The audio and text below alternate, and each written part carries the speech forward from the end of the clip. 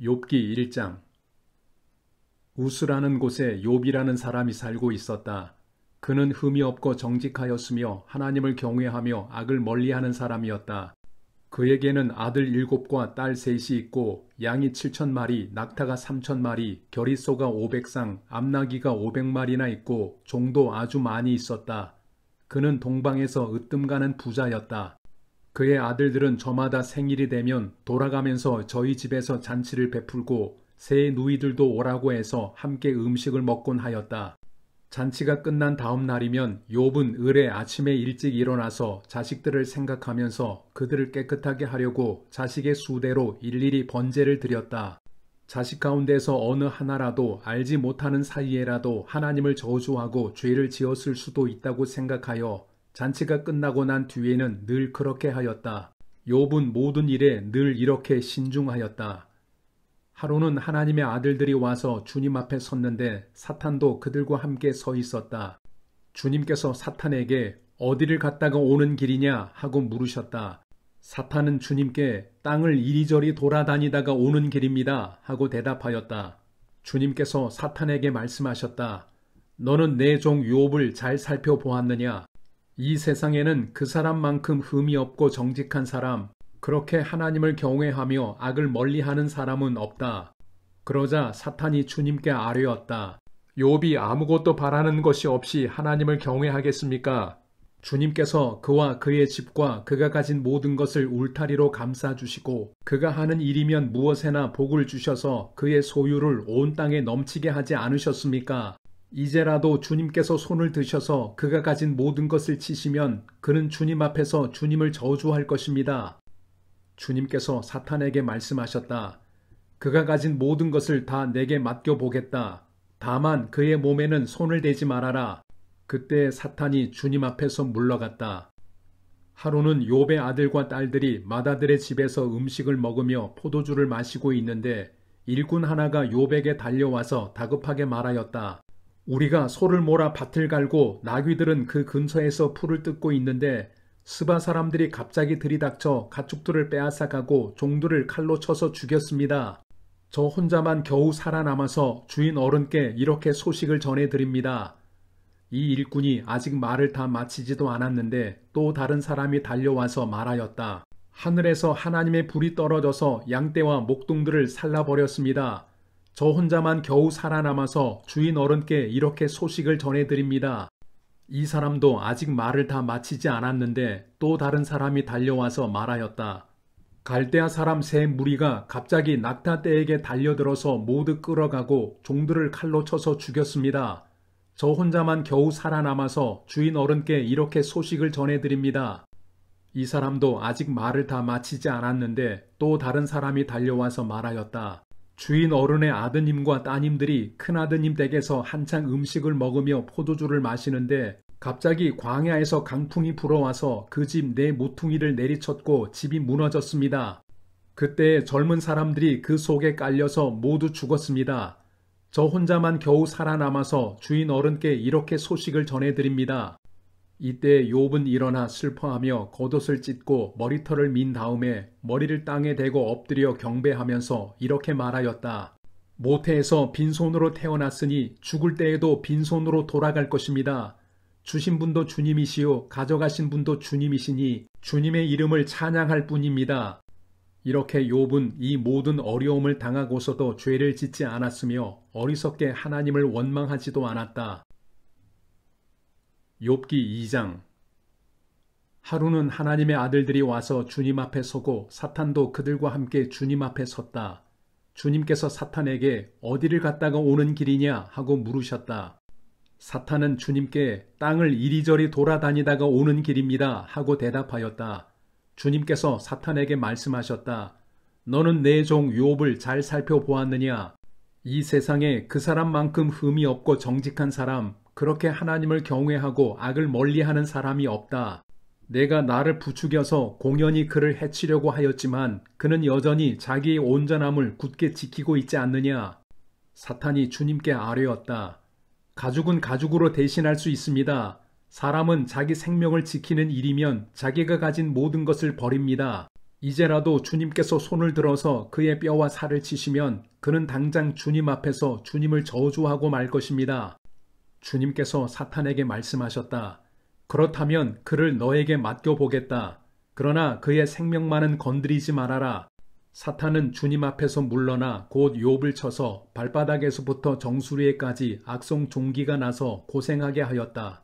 그래서 욥은 잿더미에 앉아서 옹기 조각을 가지고 자기 몸을 긁고 있었다. 그러자 아내가 그에게 말하였다. 이래도 당신은 여전히 신실함을 지킬 겁니까? 차라리 하나님을 저주하고서 죽는 것이 낫겠습니다. 그러나 욥은 그에게 이렇게 대답하였다. 당신까지도 어리석은 여자들처럼 말하는구려. 우리가 누리는 복도 하나님께로부터 받았는데 어찌 재앙이라고 해서 못 받는다 하겠소. 이렇게 하여 욥은 이 모든 어려움을 당하고서도 말로 죄를 짓지 않았다. 그때 욥의 친구 세 사람, 곧 대만 사람 엘리바스와 수아 사람 빌닷과 나아마 사람 소발은 욥이 이 모든 재앙을 만나서 고생한다는 소식을 듣고 욥을 달래고 위로하려고 저마다 집을 떠나서 욥에게로 왔다. 그들이 멀리서 욥을 보았으나 그가 욥인 줄 알지 못하였다. 그들은 한참 뒤에야 그가 바로 욥인 줄을 알고 슬픔을 못 이겨 소리내어 울면서 겉옷을 찢고 또 공중에 티끌을 날려서 머리에 뒤집어 썼다. 그들은 밤낮 이래 동안을 욥과 함께 땅바닥에 앉아 있으면서도 욥이 겪는 고통이 너무도 처참하여 입을 열어 한마디 말도 할 수 없었다. 욥기 3장. 드디어 욥이 말문을 열고 자기 생일을 저주하면서 울부짖었다. 내가 태어나던 날이 차라리 사라져 버렸더라면, 남자아이를 배웠다고 좋아하던 그 밤도 망해버렸더라면, 그날이 어둠에 덮여서 높은 곳에 계신 하나님께서도 그날을 기억하지 못하셨더라면, 아예 그날이 밝지도 않았더라면, 어둠과 사망의 그늘이 그날을 제 것이라 하여 검은 구름이 그날을 덮었더라면, 낮을 어둠으로 덮어서 그날을 공포 속에 몰아넣었더라면, 그 밤도 흑암에 사로잡혔더라면, 그 밤이 아예 날수와 달수에도 들지 않았더라면, 그 밤이 아무도 잉태하지 못하는 밤이었더라면, 아무도 기쁨의 소리를 낼 수 없는 밤이었더라면, 주문을 외워서 바다를 저주하는 자들이 리워야단도 길들일 수 있는 마력을 가진 자들이 그날을 저주하였더라면, 그 밤에는 새벽 별들도 빛을 잃어서 날이 밝기를 기다려도 밝지를 않고 동트는 것도 볼 수 없었더라면 좋았을 것을. 어머니의 태가 열리지 않아 내가 태어나지 않았어야 하는 건데, 그래서 이 고난을 겪지 않아야 하는 건데, 어찌하여 내가 모태에서 죽지 않았던가? 어찌하여 어머니 배에서 나오는 그 순간에 숨이 끊어지지 않았던가? 어찌하여 나를 무릎으로 받았으며 어찌하여 어머니가 나를 품에 안고 젖을 물렸던가?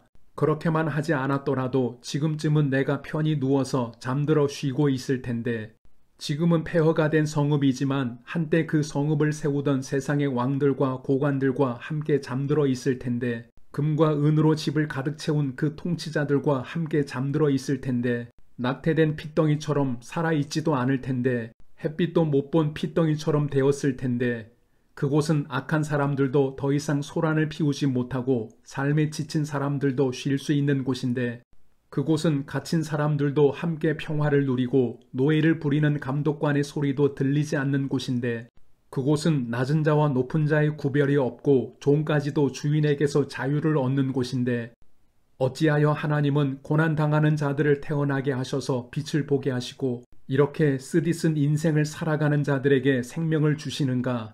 이런 사람들은 죽기를 기다려도 죽음이 찾아와 주지 않는다. 그들은 보물을 찾기보다는 죽기를 더 바라다가 무덤이라도 찾으면 기뻐서 어쩔 줄 모르는데, 어찌하여 하나님은 길 잃은 사람을 붙잡아 놓으시고 사방으로 그 길을 막으시는가? 밥을 앞에 놓고서도 나오느니 탄식이요 신음소리 그칠 날이 없다. 마침내 그렇게도 두려워하던 일이 밀어닥치고 그렇게도 무서워하던 일이 다가오고야 말았다. 내게는 평화도 없고 안정도 없고 안식마저 사라지고 두려움만 끝없이 밀려온다. 욥기 4장. 대만 사람 엘리바스가 대답하였다. 누가 내게 말을 걸면 너는 짜증스럽겠지. 말을 하지 않으려고 했지만 참을 수가 없다. 생각해 보아라. 너도 전에 많은 사람을 가르치기도 하고 힘없는 자들의 두 팔을 굳세게 붙들어 주기도 했으며, 쓰러지는 이들을 격려하여 일어나게도 하고 힘이 빠진 이들의 무릎을 굳게 붙들어 주기도 했다. 이제 이 일을 정작 내가 당하니까 너는 짜증스러워하고 이 일이 정작 내게 닥치니까 낙담하는구나. 하나님을 경외하는 것이 내 믿음이고 온전한 길을 걷는 것이 내 희망이 아니냐. 잘 생각해 보아라. 죄 없는 사람이 망한 일이 있더냐? 정직한 사람이 멸망한 일이 있더냐? 내가 본 대로는 악을 갈아 재난을 뿌리는 자는 그대로 거두더라. 모두 하나님의 입김에 쓸려가고 그의 콧김에 날려갈 것들이다. 사자의 울부짖음도 잠잠해지고 사나운 사자의 울부짖음도 그치는 날이 있다. 힘센 사자도 이빨이 부러진다. 사자도 늙어서 먹이를 잡지 못하면 어미를 따르던 새끼 사자들이 뿔뿔이 흩어진다. 한 번은 조용한 가운데 어떤 소리가 들려오는데 너무도 조용하여 겨우 알아들었다. 그 소리가 악몽처럼 나를 괴롭혔다. 두려움과 떨림이 나를 엄습하여 뼈들이 막 흔들렸다. 어떤 영이 내 앞을 지나가니 온몸의 털이 곤두섰다. 영이 멈추어 서기는 했으나 그 모습은 알아볼 수 없고 형체가 어렴풋이 눈에 들어왔는데 죽은 듯 조용한 가운데서 나는 이런 소리를 들었다. 인간이 하나님보다 의로울 수 있겠으며 사람이 창조주보다 깨끗할 수 있겠느냐. 하나님은 하늘에 있는 당신의 종들까지도 믿지 않으시고 천사들에게 마저도 허물이 있다고 하시는데 하물며 흙으로 만든 몸을 입고 티끌로 털을 삼고 하루살이에게라도 눌려 죽을 사람이겠느냐. 사람은 아침에는 살아있다가도 저녁이 오기 전에 예고도 없이 죽는 것, 별수 없이 모두들 영원히 망하고 만다. 생명줄만 끊기면 사람은 그냥 죽고 그 줄이 끊기면 지혜를 찾지 못하고 죽어간다. 욥기 5장. 어서 부르짖어 보아라. 내게 응답하는 이가 있겠느냐. 하늘에 있는 거룩한 이들 가운데서 그 누구에게 하소연을 할 수 있겠느냐. 미련한 사람은 자기의 분노 때문에 죽고 어리석은 사람은 자기의 질투 때문에 죽는 법이다. 어리석은 사람의 뿌리가 뽑히고 어리석은 자의 집이 순식간에 망하는 것을 내가 직접 보았다. 그런 자의 자식들은 도움을 받을 데가 없어서 재판에서 억울한 일을 당해도 구해주는 이가 없었고 그런 자들이 거두어 들인 것은 굶주린 사람이 먹어치운다. 가시나무 밭에서 자란 것까지 먹어치운다.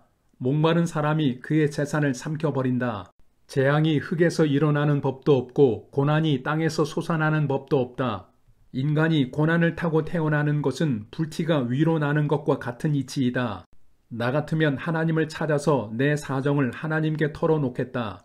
그분은 우리가 측량할 수 없는 큰 일을 하시며 우리가 헤아릴 수 없는 기이한 일을 하신다. 땅에 비를 내리시며 밭에 물을 주시는 분이시다. 낮은 사람을 높이시고 슬퍼하는 사람에게 구원을 보장해 주시며 간교한 사람의 계획을 꺾으시어 그 일을 이루지 못하게 하신다. 지혜롭다고 하는 자들을 제 꾀에 속게 하시고 교활한 자들의 꾀를 금방 실패로 돌아가게 하시니 대낮에도 어둠을 만날 것이고 한낮에도 밤중처럼 더듬을 것이다. 그러나 하나님은 가난한 사람들을 그들의 칼날 같은 입과 억센 소나기로부터 구출하신다. 그러니까 비천한 사람은 희망을 가지지만 불의한 사람은 스스로 입을 다물 수밖에 없다. 하나님께 징계를 받는 사람은 그래도 복된 사람이다. 그러니 전능하신 분의 훈계를 거절하지 말아라. 하나님은 찌르기도 하시지만 싸매어 주기도 하시며 상하게도 하시지만 손수 낮게도 해주신다. 그는 6가지 환난에서도 너를 구원하여 주시며 7가지 환난에서도 재앙이 내게 미치지 않게 해주시며 기근 가운데서도 너를 굶어 죽지 않게 하시며 전쟁이 벌어져도 너를 칼에서 구해 주실 것이다. 너는 혀의 저주를 피할 수 있어 파멸이 다가와도 두려워하지 않을 것이다. 약탈과 굶주림쯤은 비웃어 넘길 수 있고 들짐승을 두려워하지도 않을 것이다. 너는 들에 흩어진 돌과도 계약을 맺으며 들짐승과도 평화롭게 지내게 될 것이다. 그래서 너는 집안이 두루 평안한 것을 볼 것이며 가축 우리를 두루 살필 때마다 잃은 것이 없는 것을 볼 것이다. 또 자손도 많이 늘어나서 땅에 풀같이 많아지는 것을 보게 될 것이다. 때가 되면 곡식단이 타작마당으로 가듯이 너도 장수를 누리다가 수명이 다 차면 무덤으로 들어갈 것이다. 이것은 우리가 지금까지 살펴본 것이니 틀림없는 사실이다. 부디 잘 듣고 너 스스로를 생각해서라도 명심하기 바란다.